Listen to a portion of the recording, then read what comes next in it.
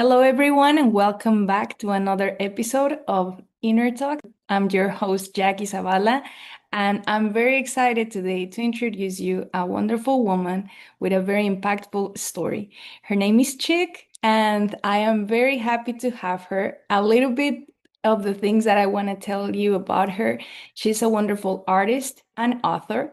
Her new book is titled Everything's Two-Step But a Waltz.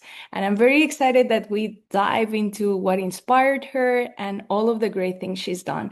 Chick has gone through a lot of different paths in her life. She has traveled the world. She has moved between countries as well. She did a little bit of business. She also did a little bit of music as she's doing right now, like writing. So I'm very intrigued of having such a passionate woman today here with us so that we can learn how it is to lead your own life, not just in the business world, not just in the artistic world, but also within yourself. So more than anything, I have a strong woman that has faced a lot of different situations and challenges. So I hope that you stay and watch all of our interview and welcome. Thank you very much, Chick, for allowing me to have you here today so that we can learn more about you and your story. So, if you can share a little bit with us about your background, a brief glimpse so that our viewers and listeners can get to know you a little better, that would be wonderful. Thank you again for being here with me. And thank you, Jackie. This is such a joy and a privilege to have this opportunity, not only to share my story, but to share it with you and your listeners. I'm delighted to be here. Yes, I go by Chick Morgan. That is a nickname that I got literally the day I was born when my friend's parents came and said, "That looks like a little chicken you've got there." In other realms, in other places, I like to go by Dr. Eileen Morgan. So I have a couple of different ways I can be introduced, and it depends on where I am and who I'm with. I actually grew up mostly in San Antonio. My dad was in the military, and we moved there when I was two. And then shortly after that, a couple years after that, we moved to Germany. He was assigned to Germany. So I spent 3 years learning German almost before I was learning English as a child, and then came back to Texas. And then I was there for most of my schooling years, my high school years. I went in San Antonio. And then I went to Texas Tech University. So I was pretty much a Texas product at that point. I married a Texas boy from Lubbock who was also a West Pointer. And very shortly after that, he was assigned to West Point in New York. So that was a major change. I had never been to New York State, New York City, but there was something about it, and I just loved it. I just loved it. It could be within weeks of living there. I went to my first Broadway show, and I was really hooked. So over the years, I earned a master's in counseling psychology and began a counseling practice. But I was in New York and New York City. I worked in New York City. I've just had amazing opportunities to travel the world, to live in the world, and to follow some very different paths with my career. Yeah, that's extremely exciting, Chick, and you're absolutely right. I think just moving around and having all these different experiences, I'm sure it shaped not just your life, but how you Very much. perceived reality as well. So I'm very Absolutely. intrigued to know how did chick that finished her master's, as you said, counseling is a big passion of mine as well. So I'm Yes. very like in tune of with all those things. Like, so how was this transition in life for you? Like, you Mhm. graduated, how did you incorporate all of those like changes in life? What can you tell us about that?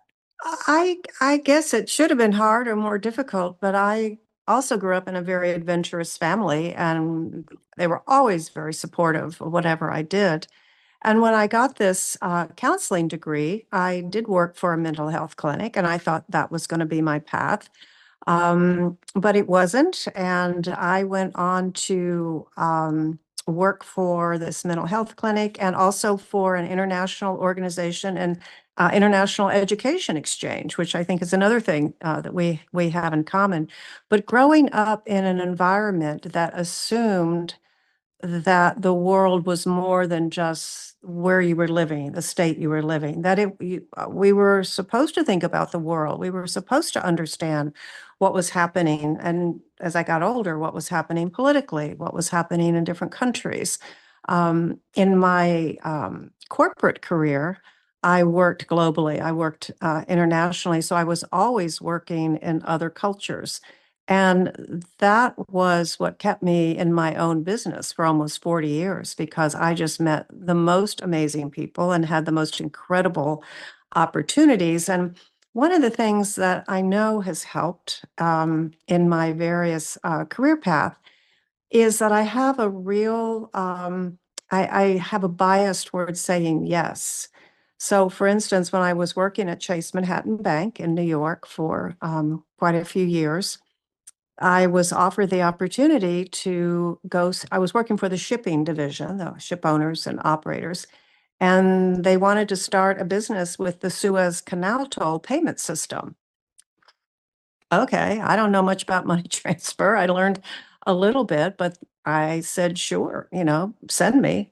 So I spent several trips learning about how money transfers for canal toll payments. And one of the reasons I felt comfortable doing that was my dad had been stationed in the Panama Canal. And I spent summers working for the Pan Canal Company. So I had this bizarre collection of experiences. So when they said, hey, do you think you could do this? I'm like, yeah, I think I can try. And we ended up at the time building a substantial business there. So having that global mindset of, first of all, being pretty fearless, and having some confidence that I could navigate in multiple cultures. And even when I was dealing with people that we didn't share a common language, I was comfortable knowing how to work with translators. And my first book was about doing business in Russia. And my co-author did not speak English, and I don't speak Russian. And again, it was one of those ridiculous things when I look back at it and somebody said, would you write this book? And I didn't know enough to say, no, I can't do that. So we used a translator, his translator from Russia, and the whole book, which I would never repeat it, and I would never recommend it for anybody to do. It was the hardest thing. But I was like, sure, I'll find a way to do it. So I've always had some international global aspect to almost everything I've ever done. And if I didn't have it, I created it. That's how important it is to me. Wow, that's amazing. And I can imagine maybe the how you were raised and with your family like moving from different places. I'm sure Mhm. that somehow maybe had stick to you in this like as you said this global mindset. And I was about to jump into that question because I saw that also one of your books is this one for Russia and I was like, Mhm. wow, how did we went from that type of like writing Yeah, to something yeah. so inspiring as your last book, right? So Ah, that definitely speaks a lot into the transition and the changes that you've been through, not just absolutely. in the workplace, but also like within your personal life. So that led me to the next question, like what was happening between all those moments and how can you say that you started changing into the woman that you are now? Oh, that's such a wonderful question. I think we're always changing. Sometimes things happen in life that we look up and go, oh yeah, that's a leap or that's different.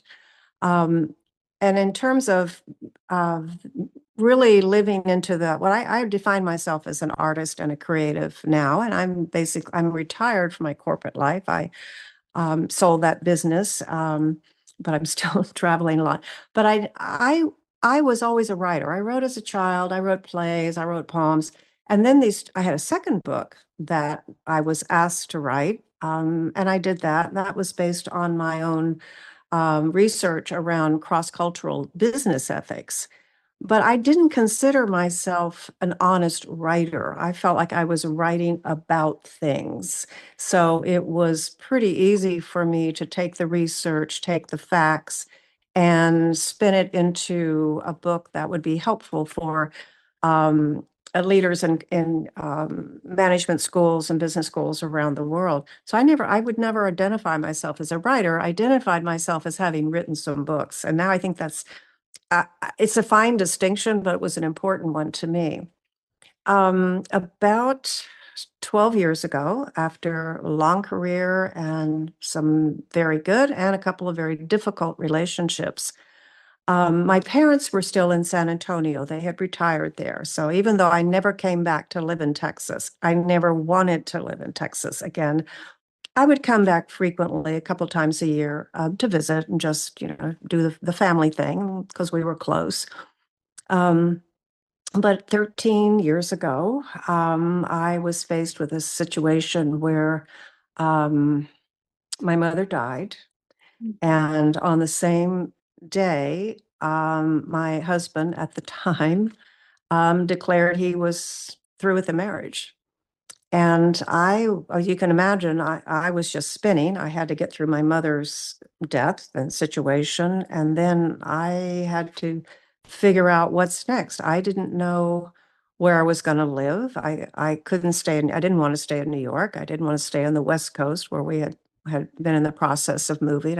I knew I didn't want to come to Texas. So I set out and just traveled it turned out to be for 6 months.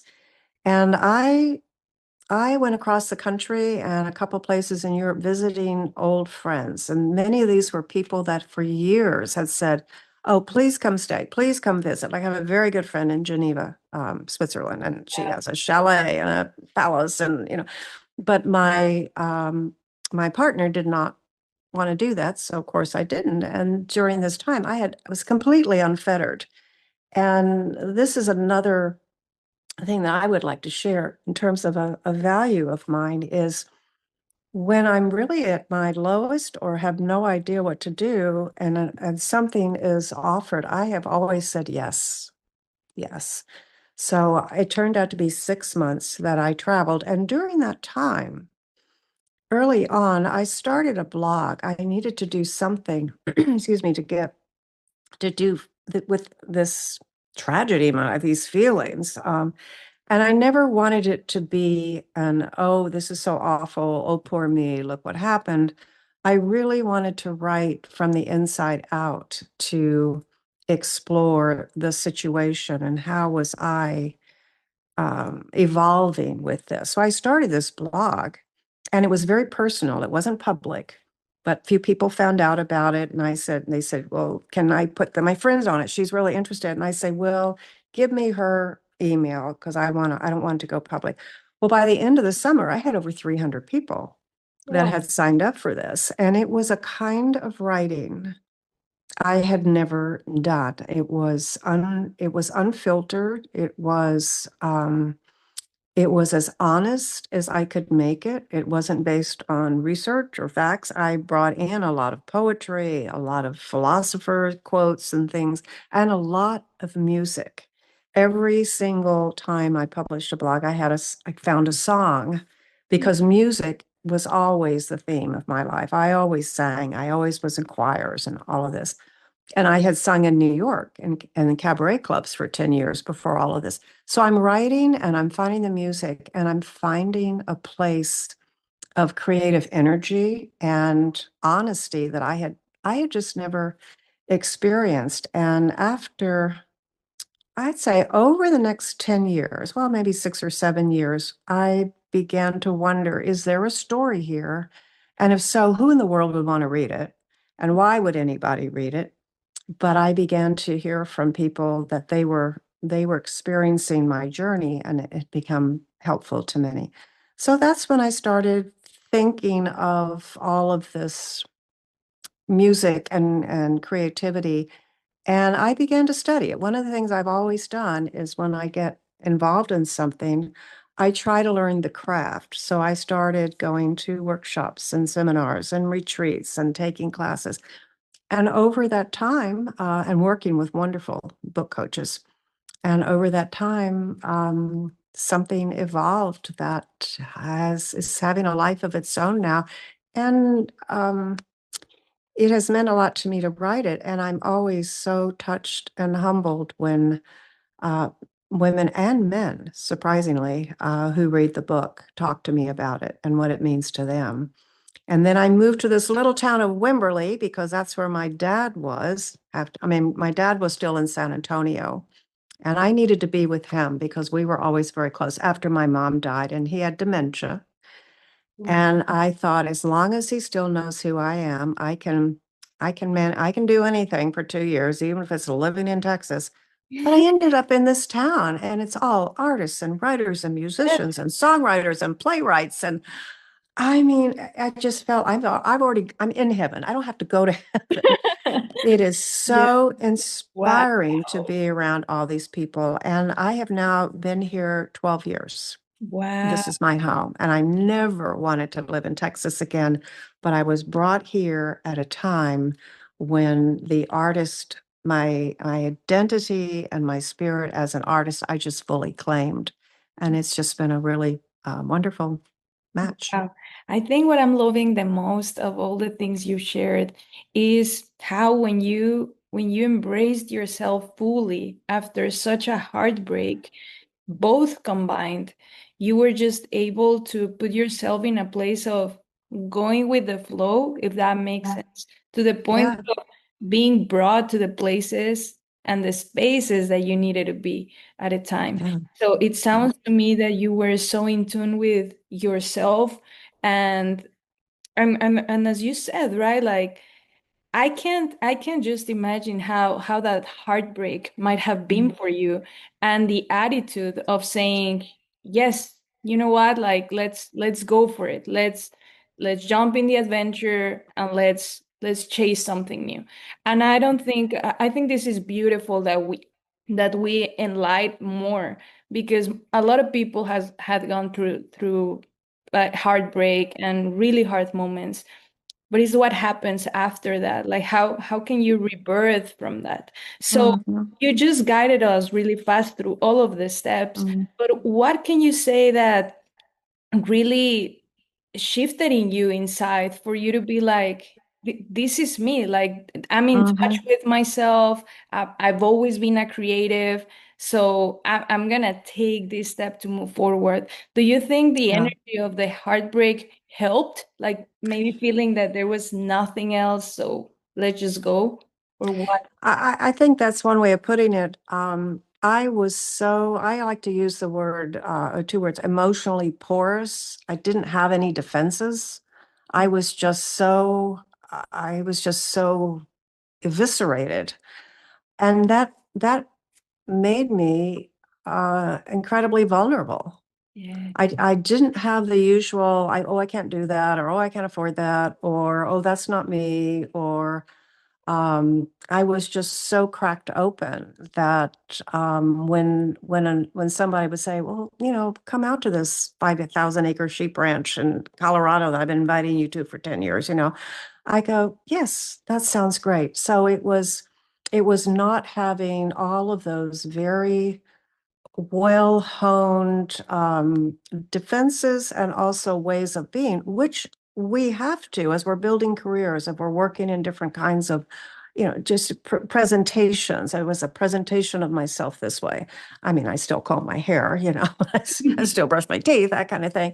Um, but I was so open, and I believe the second thing that really saved me, well, first of all, my family that I got much closer to, my brothers and my sisters-in-law. We weren't unclose. We were just, but all of a sudden, they were like really good people too. Um, but another thing that really saved me was I have always nurtured a wonderful connective group of friends, colleagues. I just maybe with the upbringing I've had in the life, I just find people really interesting, and so I do have friends from many different parts of my life, from around the country, and from my academic life, and my music life, and my spiritual life. And when I became so vulnerable, I reached out as well.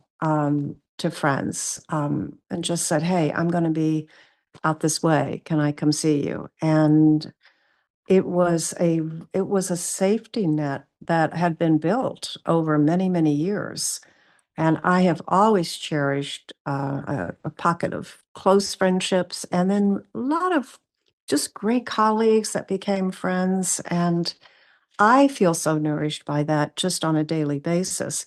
And when I really needed some friends, it was astonishing to me how many people were just there, sometimes just say nothing, just to give me a glass of wine or take me out to lunch, or sometimes stay at their beautiful places, very healing places in nature and in fabulous cities. So the connection of just being completely vulnerable also helped me connect on a very, in some cases, a very deeper level with some of these friends when they sensed the vulnerability. And that's one thing I have learned, even putting out the book. The minute the book is out, you go, well, why did I do that? Oh no, oh no. I kid around here. We have a place in this little town called the Square. And I said, I might as well just strip naked and walk through the square because that's how it feels, And I forget when I talk to people, they've read all this stuff.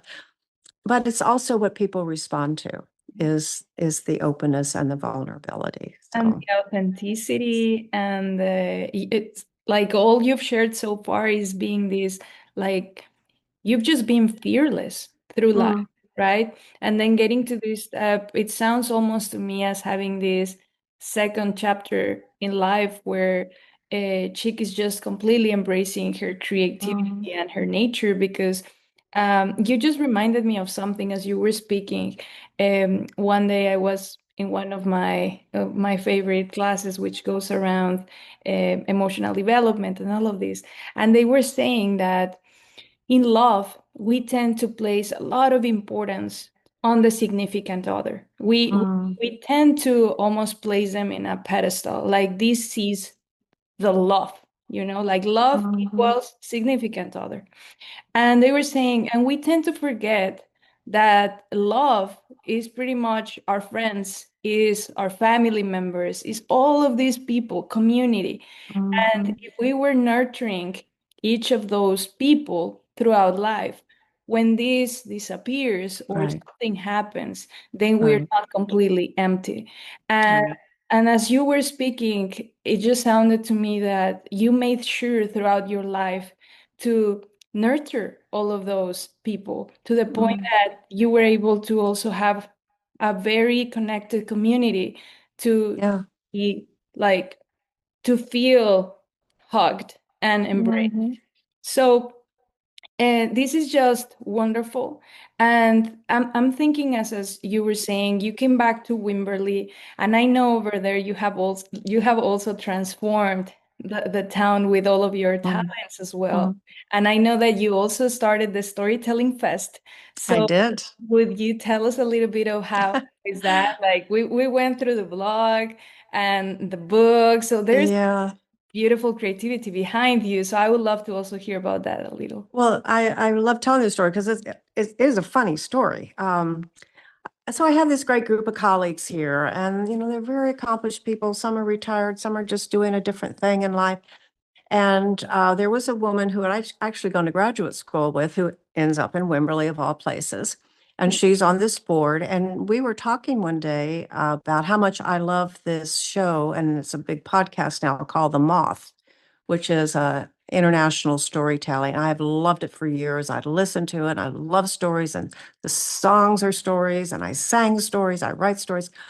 So a couple of weeks later, we were in some big meeting, community meeting, and she was announcing all these new efforts that this organization was launching. And she said, and we're going to start a story fest, storytelling, and Chick is going to chair it. And I'm like, okay, And you're like, yes. we haven't talked about this. I know how to organize. I don't, and then I just said, yeah, I want to learn how to do that. So and we did it. We ended up with a 1 day, I think it was a 1 day, whole day event, which was phenomenal. When we based it on the moth model and we brought in some of the moth storytellers from Houston. There was a big acting. And then we pulled in community people Wow. and we coached them. And it was just a wonderful day. And then I didn't want to continue to do that. I like to get things started. And the next year, another great community member took it and really expanded it. So it's now an on, and this year I understand it's going to be offered. They're doing it again, and everybody puts their own twist on it. But I loved being the pioneer, but it was really a surprise to me when she announced that I was going to do it. And I thought, well, I'm so interested in that. Why wouldn't I? And yes, my default position is yes. So now Wimberley has a storytelling festival. That's wonderful. That, and I know you also hosted your own podcast as well. Tell Yes, us also a bit yes. about Yeah. that. There's a wonderful photographer here in town. He's an international wildlife photographer, and he's also photographed all the musicians in the Austin scene. And he and I'd been, I don't know how we even started talking about it, but we wanted to do a podcast. And anyway, and we work well together and we have different ideas that come in at things. And we talked about it and talked about it. And then COVID hit. And Yeah. we looked at each other and we said, we're ever going to do this. This is a time because no matter who we want on our podcast, they are going to be available. Because it was during those early days, that first year of lockdown, and none of the artists and musicians were touring, and the people that he knew in Africa and the Bahamas and the shark people, all that side of the business, nobody was traveling. So we went 2 years. We had a very robust, and we say we're on a temporary hiatus because he's going to Antarctica and photographing these whales, and he's going to photograph gorillas in September. So getting our schedules together. But the radio station, because I also had a radio show a few years ago, Yes. the radio station asked if they could rebroadcast our podcast on the radio station. So we said, sure, it's no extra work for us. It's no extra work for them. So we still get asked about it. But that's the thing about not just living in Wimberley, but being an artist and the thing about being in Wimberley, you come up with an idea and there'll be 10 people say, yeah, that's a great idea, and 5 people who will actually help you. Yes. So, if you can dream it, if you can make it up, you can kind of do it in this town and amazing things go on. So, And that's what I'm listening as of now, the sense of community from all of the mhm, people. I was really, really captivated by the title of your podcast, Past mhm. Poets. And it was something that I was very intrigued to ask you, like what was it like about? Like were you hosting like people from like what were you guys like mainly talking about? Like Yeah. right now you shared a little. And what I'm loving of all the story throughout your life is that you were never afraid of touching different sides of yourself. Like, Mhm. okay, let's do dance, let's do singing, let's do a podcast, let's host a Yeah. video. And from all of these lenses that you've tried, what can you say that has been your favorite? Or Mm. Oh, that's an unfair question. I have to make twins. There's two that go hand in hand. It's the writing and the music. I've been singing since I was 4 years old. And when I moved to Wimberley, I thought, and I was singing in New York, and I thought, well, that's the end of that. But I don't know. Somehow I found a couple of girlfriends and we put together this, really little crazy band. We call ourselves the Kashmir Cowgirls. And two of us played the guitar really bad, and one played the stand-up bass even worse. But we were so popular. I mean, wow. everybody loved us, so we did that. And then I finally found a really good pianist here in town that of the quality and level that I had worked with. And we're still performing under Women with Standards. So we do a lot of the American Songbook standards, contemporary standards, and now we even do some of my songs, which is kind of fun. But since I have broken through with this book. I love it's for me, I just love it. It's fun, it's satisfying. I have the world's best studio of music and writing. If we're doing this on my podcast table here. Um, I can't write without thinking about music, and every chapter in my book had the lyrics to a song at the end. And then I made a Spotify playlist of all the music I had mentioned in the book. And, that's been kind of fun too. That was a fun thing to add to the book. And I'm already working on a novel, which I've never tried before, but, my my my arrogant approach is, well, how hard can it be? There are all these people writing books. How hard can it be?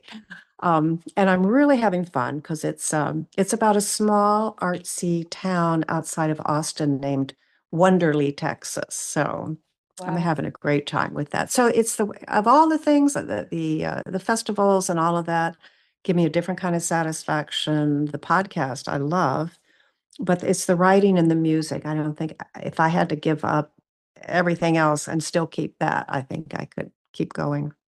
That's amazing. And before I jump to the phase of the podcast where I would like to start asking you more about like maybe giving us some tips for those people that struggle a lot with Hmm. one, finding their passion, two, sustaining the actions that you need to move forward.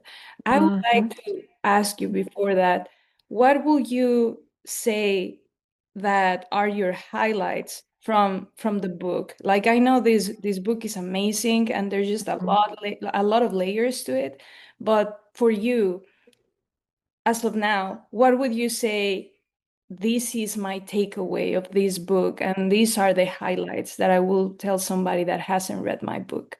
Mm. Well, one takeaway is, and I've learned this also from my readers who tell me this, is change doesn't have to be huge. I mean, in my case, it was huge. It wasn't like I was a big star and, had all these problems and got all the kind of high profile kinds of things.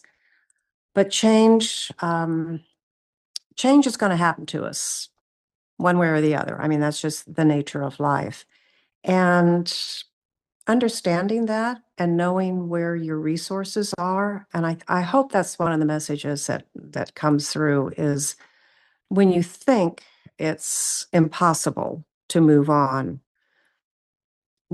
think about what you still have as well as what did you lose? Because those first few months, I was just like, I've lost my home, I've lost my family, I've lost that part of my family. I've just lost the friends that we were with. I just all these things that the love of my life, boom, I've lost that. But what do I still have? And that's when I remembered, well, I do have a family. I just get to need to know them better.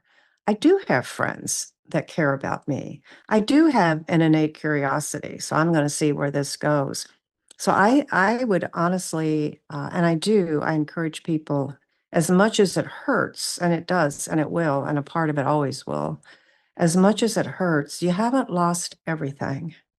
You still have something of value, and start focusing on that. And then start focusing on what have you ignored in your own life, whether it's your creativity or your need to travel or your need to get closer to a friendship or a family member. What have you put on a back burner? Because now's the time. You've got all this open space. So those are some of the takeaways. And um, there's always something. We have a friend that says this or something better. That if you can just hang on to that core part of yourself that says, I'm still here and I still have some things that are really critical and necessary to my survival. It's so important. The way you put it is just beautiful, and I think a lot of people needs to hear it. We are in very challenging times, and I'm sure a lot of people is going through a lot of different Mhm. heartbreaks, and being able to stay in tune with those things that we have been ignoring for a long time. I think that's just a beautiful advice, and thank you for that. And with that, I would like to jump into this next phase of our conversation, which is what would you say, Chick, to those people that haven't fully find their passion? Like, how would you, as somebody that has always been led by passion, how would you Mhm. say start there, or maybe listen to yourself this way? What would be your advice to people like that? Well, one thing I would ask them to think about, is there something small, tiny, tiny, tiny, or really big, that somewhere they find themselves thinking, I never have enough time to do X. I never have enough time to take this class or go to the gym or meet these friends for coffee or take a class, or I don't have time for that. And to me, those are the things that just keep coming back, going, yeah, well, maybe I ought to do something about that. Or simply just try some things. I laugh because I grew up with music and then I just quit for many years, excuse me. And I was on this exploration. I said, I got to find something. I know I'm creative. So I decided to take some pottery classes because I love pottery. I just love it. And after a year of, I don't know, hundreds and hundreds of dollars of classes, I had one bowl about this big and about this tall that was something I would keep, and it weighed about 40 pounds. I mean, and I looked at this and I said, this is not it. And then I began to remember how much I had enjoyed music, and I started a community chorus and kind of got back into it like that. But try different things. You just never know Yeah. what you're going to be passionate about. I have a friend here in Wimberley. Our library has an adults craft class. I think it's once a month or once a week. I don't know. And they do the darndest things, everything you can imagine from, I don't know, anything you can think of crafty that has, and my friend just loves this. And from that, she started zeroing in on some multimedia kinds of art things that she would never have.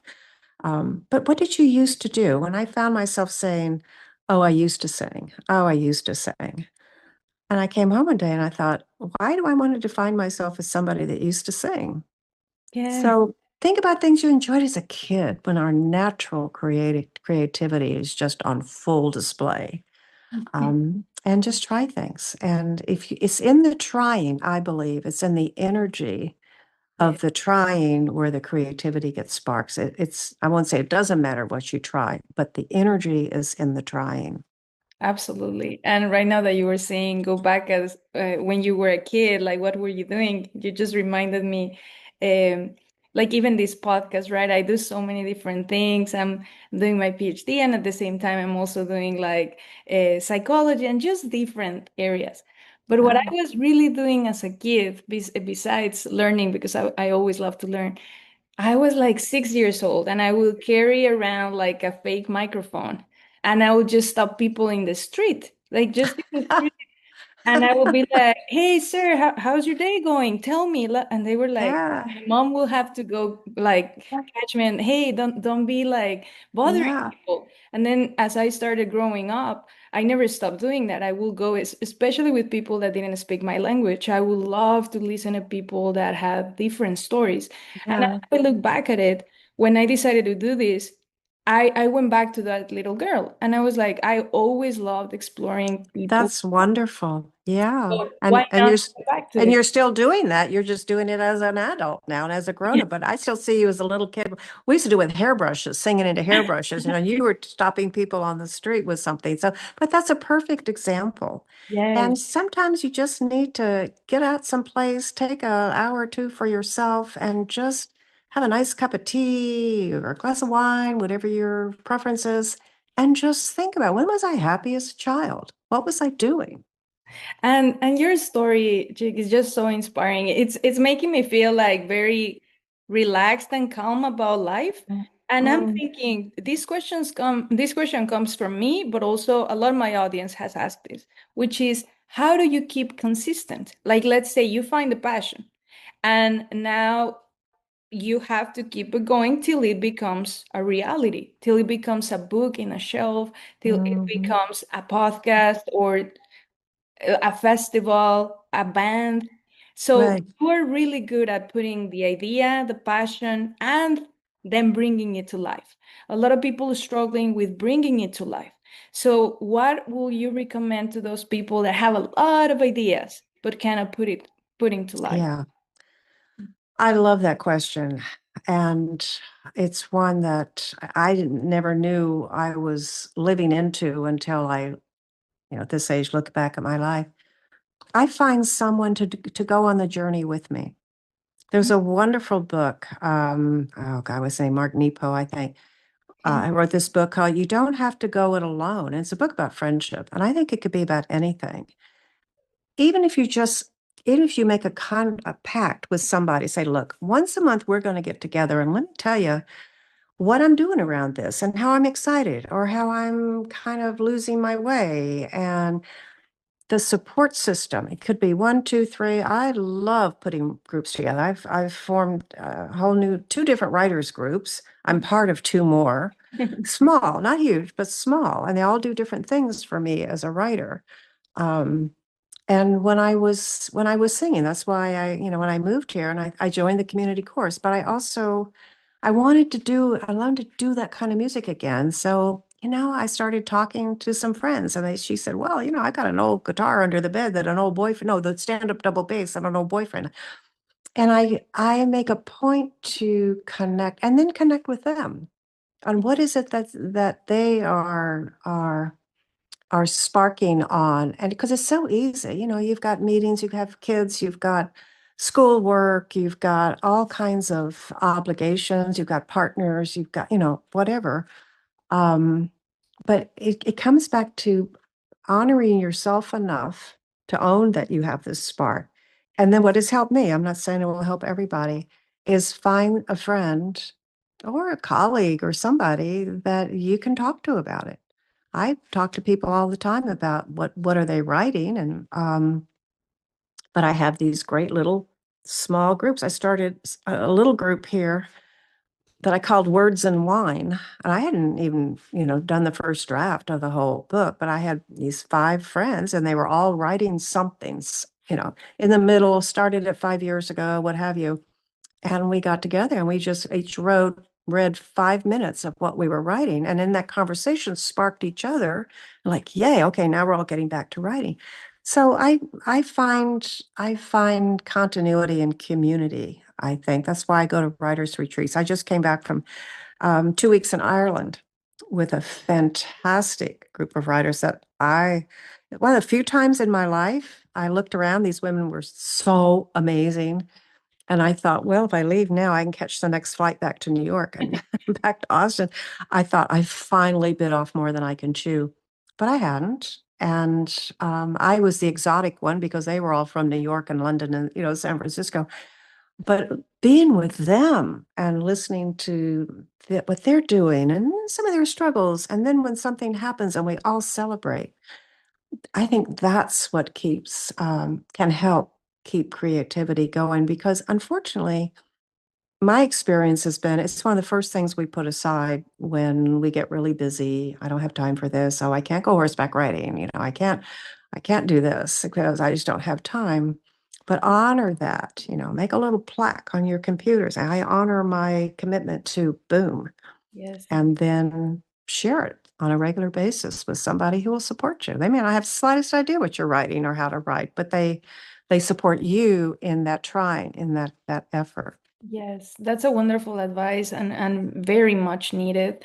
And I would love to add a little layer to what you're saying about honoring it to something that I've discovered these last years, which is we tend to respect other people a lot when we are working with them. For example, right? Like if my manager asks for something, I need to turn it in. Like I have some timelines and I will. Typically, there's people that work really well when you have certain instructions. But when it comes to yourself, we tend to let ourselves down a lot Yeah. if we are not the manager or the CEO of the company, right? And we forget that we're the CEOs of our own company, which is our own Mm, happiness, right? right. We let ourselves go like that. And I have caught myself there a couple of times where I'm like, I'm doing all these amazing projects for other people, and they really love and appreciate my efficiency. Right. What about my own projects, right? Mhm. Uh, and yes, sometimes like having like your boss saying something like, wow, you're amazing, feels great. But right now you're a clear, vivid example of someone that is her own, like you have gotten this praise on your own. Like you have been Mm, able to say, wow, this is amazing. Like the book is for me. Like you did it for you, your Yeah. every single thing. So I think I will add that little layer of whenever you're about to let yourself go on something that you're trying to do, just remind yourself, will I do this for my boss? Or will I do this for the job that I'm trying Yeah. to get? And you Yeah. might not, but we do it to ourselves, right? So it's just being very mindful of those moments. And Chick, I would love to close the section with something that we do a lot, and we really like this tradition, which is getting a question from our last guest, and Hmm. we leave a question for our next guest. So I think this question will like get into a lot of, hopefully you can elaborate on it because I think it's a very interesting question, which mainly is, if you could go back to a point of your life, which will it be and why? Hmm. Well, that is okay. Do I get a minute to think about Yes, it? absolutely. Please feel free to. Um, this might sound, I mean, there's so many I could. I was deliriously happy. Seriously, as a kid, I went to camps and, produced shows at camps and things like that. But what immediately comes to mind was when I turned 50. There Okay. was something about turning 50. And at 50, my own business was just booming, and I was a CEO of that, and I was working with fantastic colleagues, and we had great clients, and we were working all over the world. But at 50, I also decided to honor the music part of me. And I invited some girlfriends out to lunch, and I had some champagne flutes. And we were celebrating the fact, actually, it was my birthday, but that wasn't the point. I was celebrating with them the fact that, and I made this declaration, I am no longer defining myself as somebody who used to sing. And that's when I started studying cabaret. I found a music director. And a year later was when I did my first New York cabaret show on stage.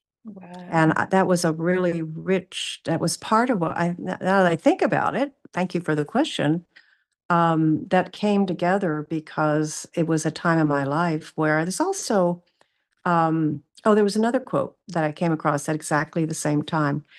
Um, Most people go to their grave with their music still inside them. And I said, I am not going to be one of those people. And I'm old enough now and going to be getting older. Clearly, this is like 25 years later. I no longer can say one of these days I'm going to do it. But it was when I was 50 and surrounded by great colleagues and great friends. And I was in a great city, with this music and the opportunity. But that decision was so empowering to me to be able to do that. It was just a wonderful time of life. Wow. I can just imagine like that's beautiful. Thank you for sharing that part of Mm, your story. Yes. mm. So now, what question would you like to leave to our next guest? Well, I've done a little thinking about this. So my question is, what is one risk you almost didn't take, but you did, and it's made a huge difference in your life? Wow. That's a great one. I can wait for that answer, and that just makes me reflect a lot as well. Like, so I think that question, that's the point of these questions, right? Like leaving us with Yeah, thought. I love that tradition. I think it's fantastic. Yes, no, thank you so much. And thank you for jumping into this tradition with us. And then lastly, what we do is, if you can leave us a last piece of advice from your wisdom Mm. to our viewers and listeners, which would it be? Listen to your heart, listen to your intuition as much as you listen to anything you read or anything in your brain. Listen to your heart and your intuition. Very important. Thank you, Chick. Once again, it was my pleasure to have you Ah, here it's delightful. in our space, and I You're a would love wonderful conversation partner. So thank thank you. you. And I would love to have you again. So I will let you know whenever our second All right. season starts. All right. So thank you again to all of our viewers and listeners for tuning in, and we'll see you on our next episode. Thank you so much.